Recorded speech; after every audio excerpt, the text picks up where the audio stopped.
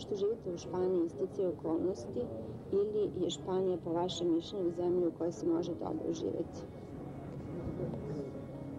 Pa, na neki način je sticaj okolnosti ipak, zato što zahvaljujući šahu sam dospeo u Španiju.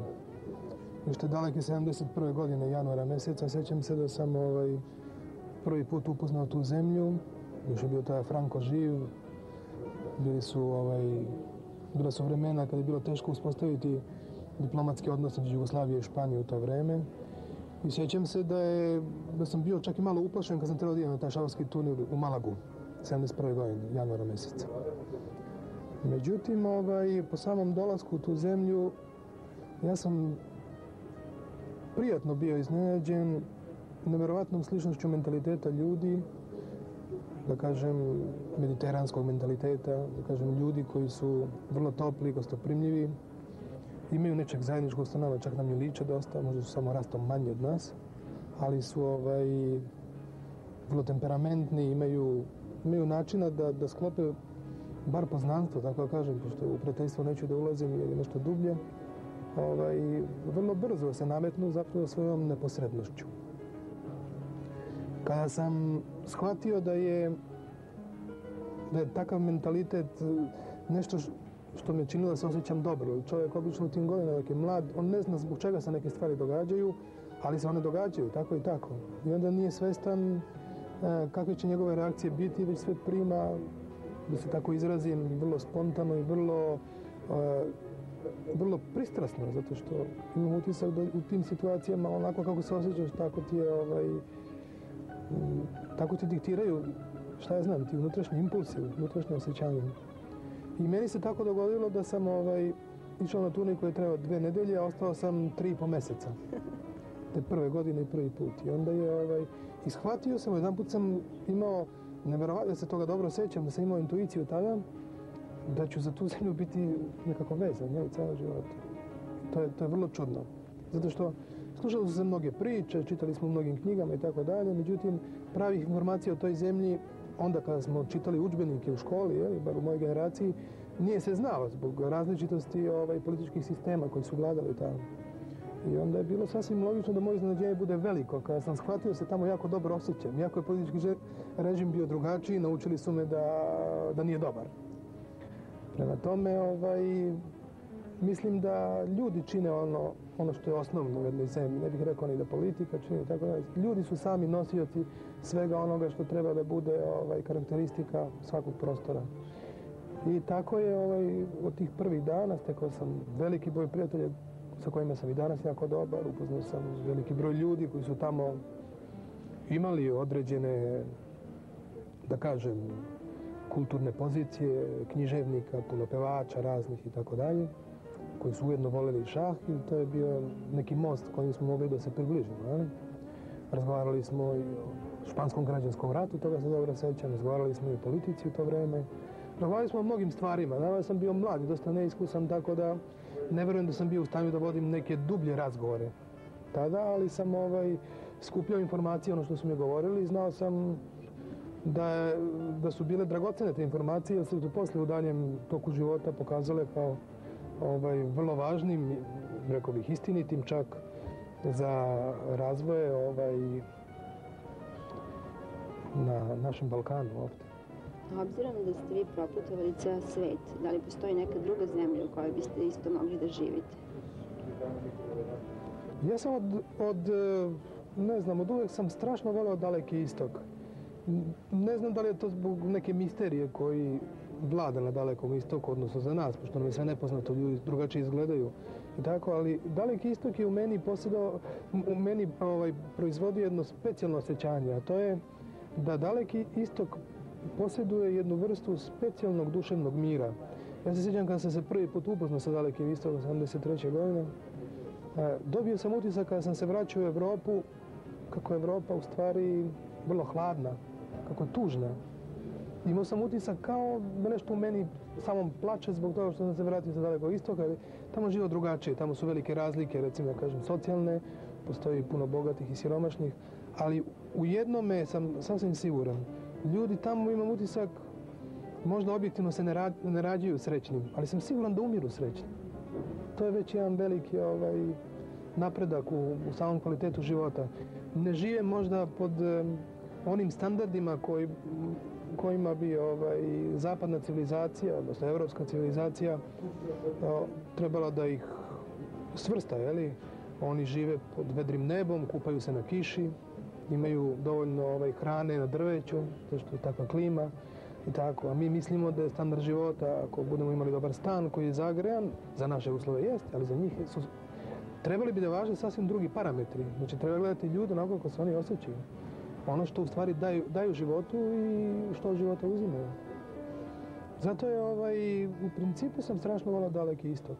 I jako sam voleo Japan, da kažem. Jedna od retkih zemalja koja je prouzrokovana zbog, verovatno iz visokog stupnja civilizacije, ali i zbog toga što nosi u sebi jednu strašnu tradiciju koja se provlači kroz svakodnevni život tog naroda. Mislim, tih godina Japan nije bio toliko jaka ekonomska sila, tako da kažem, jeli? Ja se sećam, Japan je tek 80 nekih godina postao napravio bum ekonomski koji je danas ne svrstava u najbogatiju zemlju sveta.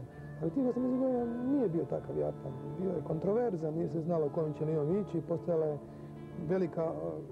veliki otpor u unutrašnjosti zemlje da se tako kažem, život poistoveti sa zapadnom civilizacijom.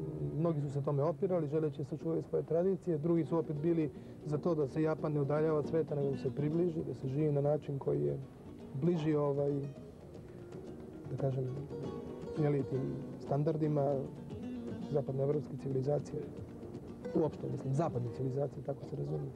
Međutim, njihove vrednosti su ostale po meni neprikosnovene. Oni, bez obzira koliko su se približili u načinu odevanja, u načinu života, tako da kažem, mislim da su njihove tradicije i način razmišljanja ostao nekako veran onome što su uvek, mislim, vekovima nosili. To je taj njihov neki specijalan pečat njihovom duhovnom razvoju.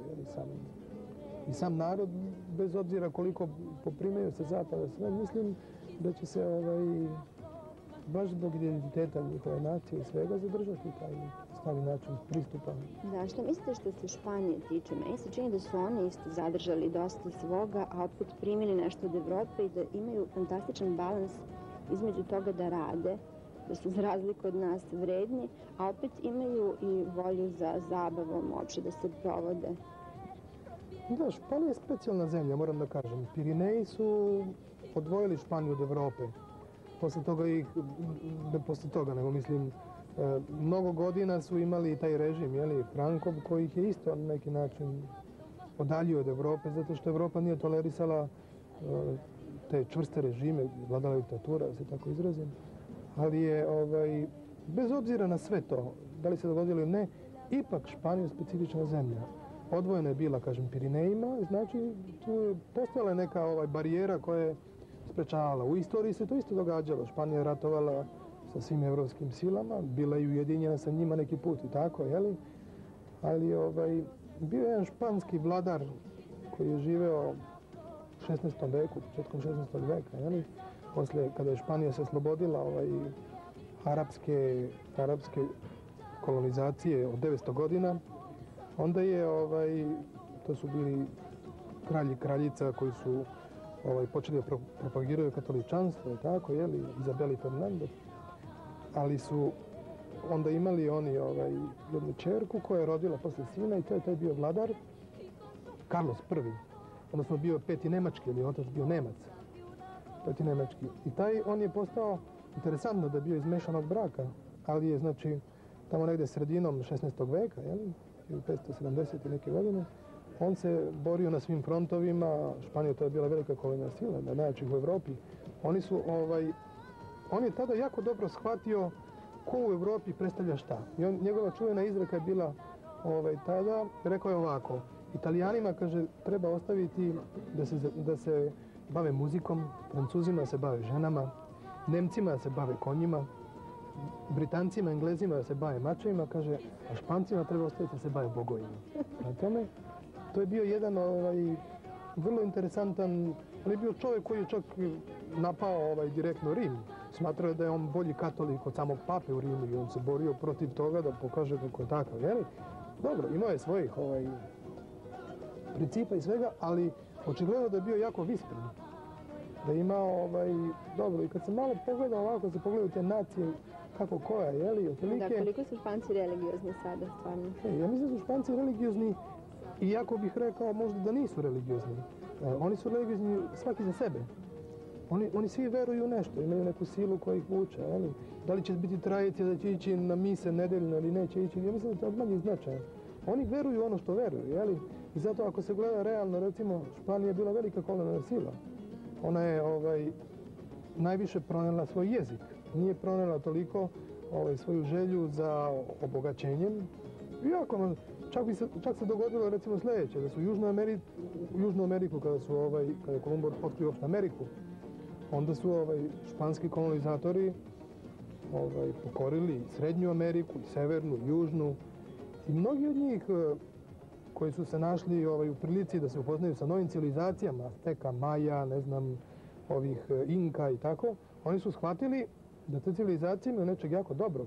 I oni su se toliko stopili sa tim stanovništvom tamo, neki su možda i pljačkali pa su donosili, ali većina od njih je u stvari tamo ostala. I oni su se čak u sljedećim, recimo, vekovima onda borili čak za nezavisnost tih, kao Španci su se borili protiv španske krune. Hoću reći, oni su bili ti konkistadori, ali možda im nije bilo toliko važno da eksploatišu te zemlje. Imam više utisak da su htjeli da prenesu tamo krst i da ostave pečat svog jezika. Tako kad se gledaju, recimo, daleki Filipini, čudno je da su Filipini toliko godina govorili španski, da su imali religiju i sve, a nemaju nikakve veze sa Španijom.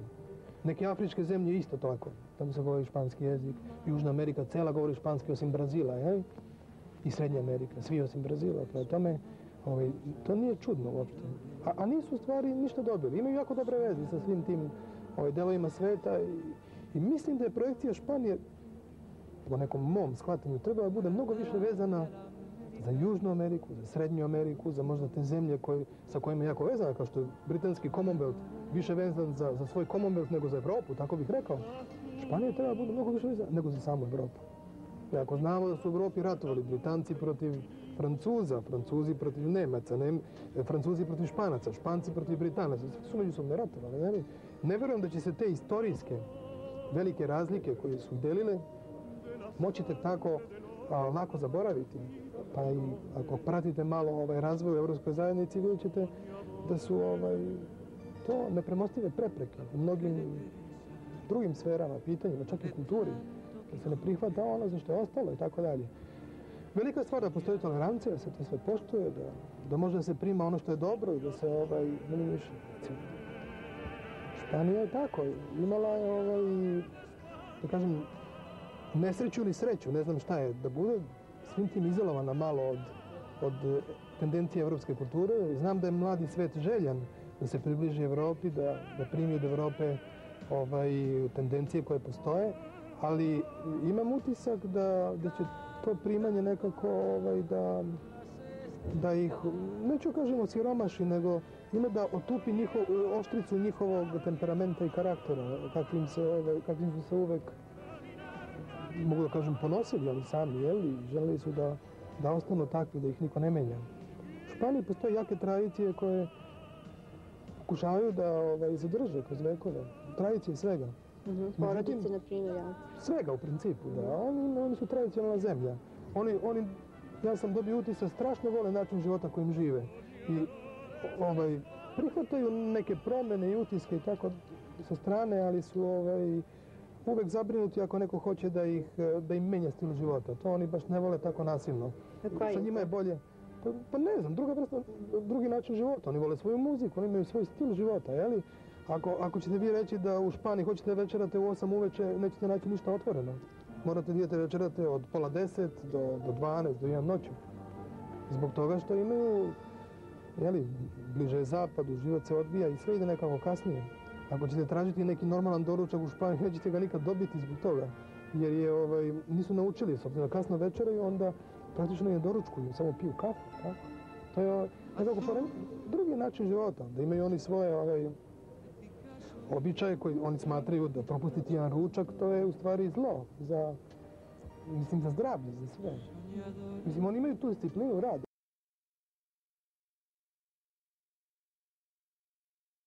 imaju veliku kulturu, imaju dobru kuhinju, tako. Imaju svoju tradiciju koju ja smatram sa pravom da žele da je zaštite i sa pravom žele da očuvaju ne samo to, nego da upoznaju čitav svet sa njom. Vaše mišljenje je da vas oni nikada ne bi prevarili ili iskoristili vaše neznanje kao stranca? Pa ne znam, mislim da toga ima svuda. Može se dogoditi i u Španiji, ali ja se dobro sjećam tih dana kada sam bio prvi put u prvom utisku. Ja se sjećam da su ljudi ostavljali otvorene kuće, otvorene automobile, da sam mislio, meni se nikada nije dogodilo da su mi bilo šta tamo ukrali, da sam imao ovako, da su me čak prevarili, u početku nisam znao ni jezik, bilo mi jako teško da se sporazumijem. Nikada se nisam osjećao tako, sasvim suprotno. Postojalo je to poštovanje prema onome. Dok ne mogu da kažem, neću nabrajam zemlje u kojima iskustva nisu bila, da kažem, toliko pozitivne. Zato mislim da zaslužuju to. Ima i tamo, naravno, svega, to je jasno. Ali hoću reći u samom polazu da oni znaju jako dobro kada je neko u nevolji. I ne vjerujem da će ikada iskoristiti u nevolju čovjeka da naprave neki lični interes zbog toga. Čak suprotno. Ja mislim da će zaskočiti čovjeku u nevolji i da će htjeti da mu pomogne. U principu je tako. I to je jedna karakteristika koja bih rekao čak i za našim narodom ovdje. Oni je vrlo slično.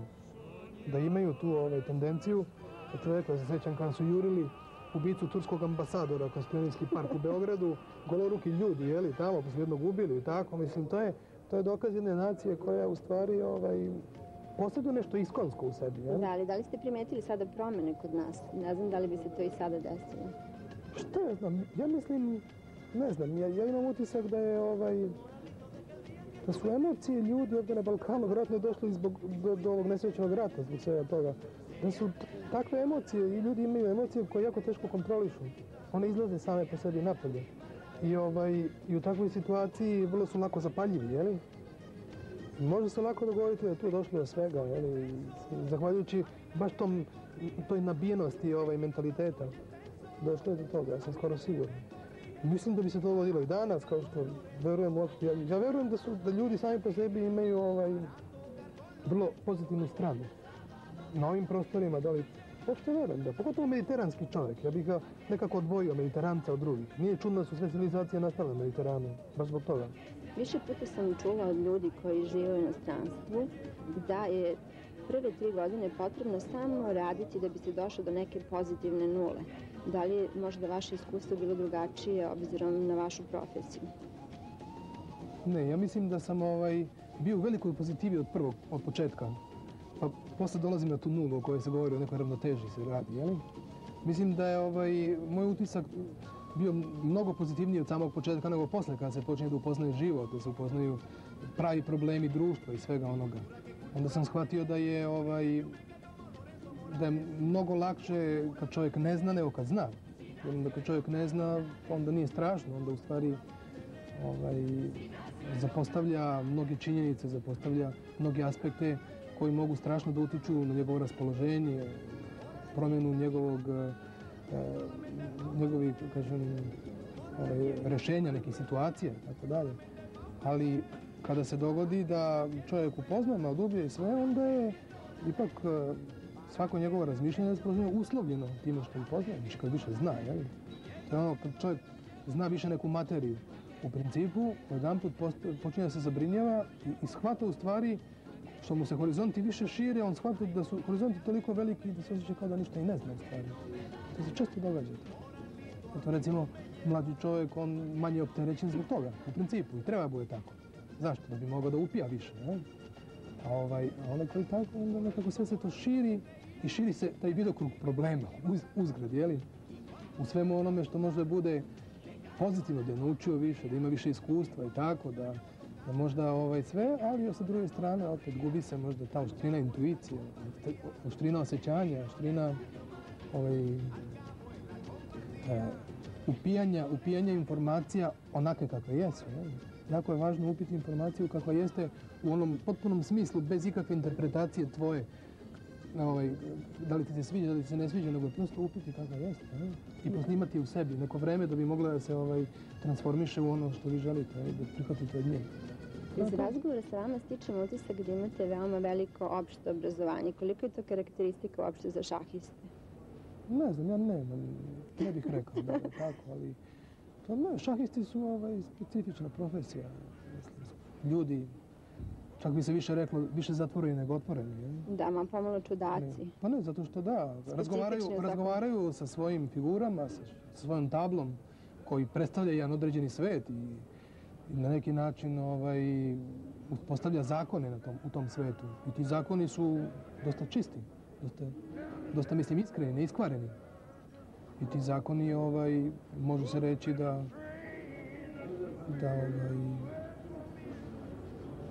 su ono što i sve ljude koji ne znaju o šahu, a upoznaju se ih i privlači tome. Jer vide veliku vrstu čistoće koje mislim, kako bih rekao, nezainteresovano. Ne postoji nikakva opipljiva mera da se kaže da postoji neki interes u svemu. Ne, to je čisti osjećaj, osjećaj istine, osjećaj onoga što čovjek želi da... A koje su negativne strane te profesije, recimo? Svaka profesija ima svoju deformaciju. Svaka profesija, kada se čovjek njom bavi, dolazi do određene vrste deformacije. I svaka deformacija je negativna po meni. Deformacija kičme, ako se mnogo sedi, deformacija, šta ja znam, vrste razmišljanja. Deformacija je jedna od šahista zbog toga zato što čitav svet gledaju kroz neke zakone šaha. Oni gledaju kroz čistije zakone, neki put se čude kako je moguće da se neka stvar dogodi, ne bude tako. Ili se bore možda za pravdu, znajući da u šahu postoji neka vrsta pravde, jeli? Ali mislim, da, deformacija postoji. Vrlo je teško da čovjek trgne autokritičnost, odnosno objektivnost u svemu tome, zato što radi se puno puta ili se bori sa protivnikom. Želi da dokaže da je on više u pravu nego njegov protivnik. To je borba nekih ideja, borba ličnosti, karaktera u krajnjem slučaju. Prema tome, onaj koji to ne uspe da dokaže, a pati od velike ambicije da to uradi, onda to ga strašno boli, to mu smeta. I onda verovatno postepeno, posle određenog broja godina, posle velikih frustracija, ako velika ambicija ne dođe do svoga cilja na kraju, onda u tim ličnostima je verovatno da postoje neke vrste kočnica koje će ga možda načiniti takvim da ga ljudi drugačije gledaju, da ga ne prihvataju takvim. Verovatno će se posle određenog vremena takva ličnost osjećati neprirodnom. Što je apsolutno, mislim, normalno i realno za sve zakone psihologije.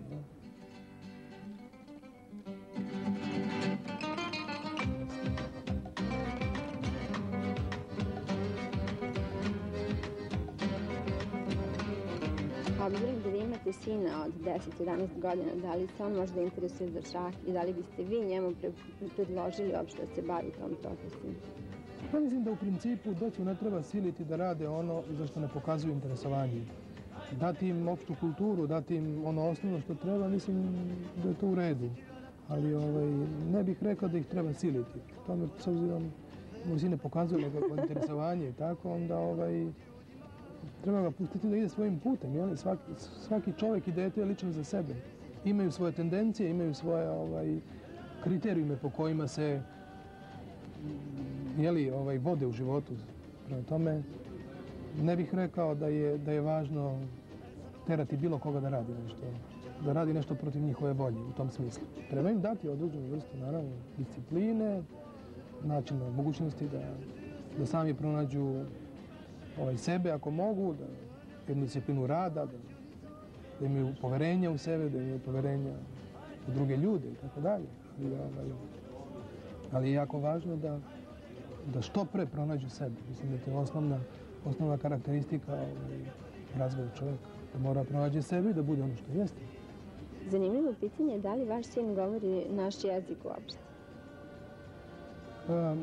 U početku je s obzirom da dolazio češće i tako govorio.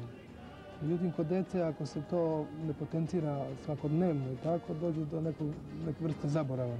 Mislim da je podosta reči zaboravio, jer jak utisak same sredine i moje, nije toliko sad često osustvovanje, ali ipak neka vrsta osustvovanja je napravilo da bude španski jezik, tako njegov maternji jezik i tako.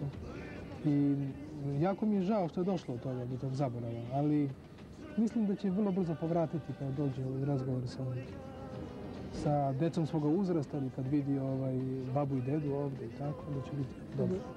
Obzirom da je vaša supruga Španjolka i da eto živite u Španiji, da li vam se čini možda nekada da eto maltene i vaša deca budu stranci u odnosu na vas, obzirom da nisu odrasli u okolini u kojoj ste vi odrasli, da ne govore vaš jezik? Da li ima toga možda nekada? Ne bih rekao. Ja nalazim puno sličnosti u deci sa temperamentom, mislim, ovih prostora i ovog naroda. Prema tome, kao što kažu da krv nije voda, mislim da je apsolutno ispravno. I imaju toliko toga da čak i drugi po neki put, uopšte koji nemaju nikakvog dodira ni sa našom zemljom ovdje i sa mnom, mogu čak to da prepoznaju njima. Prema tome, ne bih rekao, ne verujem. Mislim da je da su oni ono što jesu, jeli? Prema tome, i da je dobro što je tako. Pokazuju oni interesovanje, recimo, za Jugoslaviju? Se interesuju? Pa pokazuju, mislim, učili su, moj sin je naučio na geografskoj karti, naravno, znajući da je bio toliko mesta ovdje i upoznao zemlju i zna otprilike gde je i šta je, jeli? On zna dosta toga. Vidio je puno slika, vidio je svega, seća se djetinjstva. Dobro, nije baš bio mnogo veliki kad je bio posljednji put, ali bez obzira. Međutim, ja mislim da on treba da raste bez ikakvih predrasuda, to je osnovno. Kao što svako treba da raste predrasuda i da prime on jeste, što ne može se ništa, jeli? Sa njim se razgovara, njemu se objašnjavaju mnoge stvari što mu nisu jasne, tako da može da zaključi nešto što mu je dosta nejasno, recimo, što u ovoj situaciji verujem da je mnogima nejasno, ono što se događa na Balkanu, tako, postavljaju razna pitanja, nije znao, nije razumeo mnoge stvari, tako.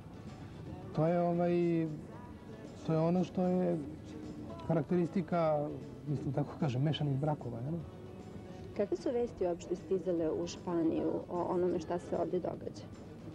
Pa vesti stizale su razne vesti. Samo jedno znam da je španski narod sam po sebi jako žalio da se tako nešto moglo dogoditi vrlo blizu njihovih granica u jednoj evropskoj zemlji, tako, na Mediteranu, imajući u vidu da su oni skoro imali građanski rat, da su prošli kroz istu vrstu emocije i jako dobro znaju što to znači. To je najveća tragedija što može se dogoditi uopšte. Na tome mislim da oni su bili potreseni time što se događa, znali su i skočili su u pomoć, po meni u svakom smislu, i humanitarnom i u smislu, da kažem, slali su pomoć na prostore, ljude su slali da radi za to, Unprofor, male šlemove i tako dalje. Imali su toga i primili su veliki broj u svojoj zemlji, veliki broj, da kažem, ljudi koji su želili da odu sa predela tamo gdje se ratovalo i onda su Španci su im, mislim da su ih lepo primili, da su im dali sve što su mogli. Imam utisak prema ono što sam čuo od svih ovih, da niko nije u Evropi bolje primljen od svih tih koji su napustili naše prostore nego baš u Španiji. A to su razgovarali razni. Bilo ih u Austriji, ih u Njemačkoj, ne znam, u Francuskoj, ih u raznim zemljama, čak u Italiji. Kažu da nigde nije bilo tako lepo kao u Španiji. Ja to pričam za ono što sam čuo, ne znam, ne mogu da proverim informacije. Ja? A koji je profil ljudi koji sada žive u Španiji, a potiču sa ovih prostora? Raznih profila ljudi.